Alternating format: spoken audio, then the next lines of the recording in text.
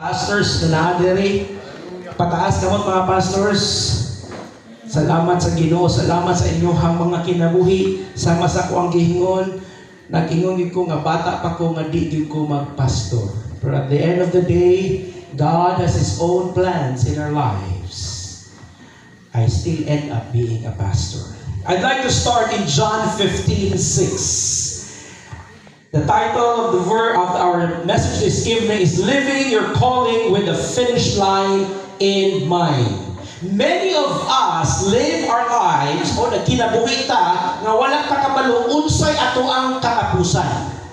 Many of us started something not knowing what will be the goal of this thing. Nagsugod kang negosyo, wala ka kabalo sa katapusan sa imuhang negosyo. Nagsugod kang eskwela, wala ka kabalo kung asa ka paingon pag human mong eskwela. Daghang mga kabatanunan karon nga nang graduate. Pero kung pangutanon nimo o karon graduate na ka sa imuhaton nimo, ambo.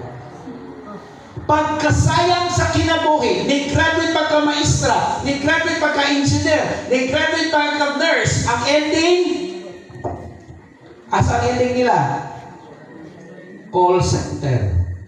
I'm not saying that call center is bad.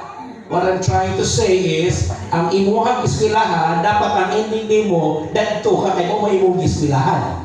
Kung eskwela ka pagka-doktor, dapat ang ending nimo doktor. Dili kay eskwela ka pagka-maestra, ang ending nimo lahi ang imuhang trabaho. Many of us started our life not knowing what the finish line is.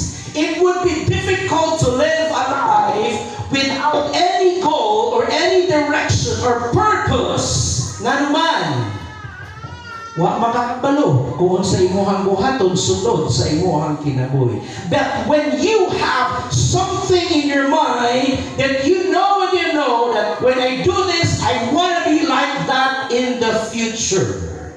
Every organization or every businesses nga naglambo karon, doon na sila vision nga ilahang ginabutang sa ilahang plano. Dili ka pwede magsugod og something without a finish line sa imuhang huna-huna. But before you can do that, we need to know who you are. You cannot know your future without looking back at your past. Imo sa ila-ilahon kung kinsa ka para makapagka kung sa dapat ang imuhang finish line. I'd like to start by saying in John 15:16 says, Jesus said, "You have not chosen me, but I have chosen you."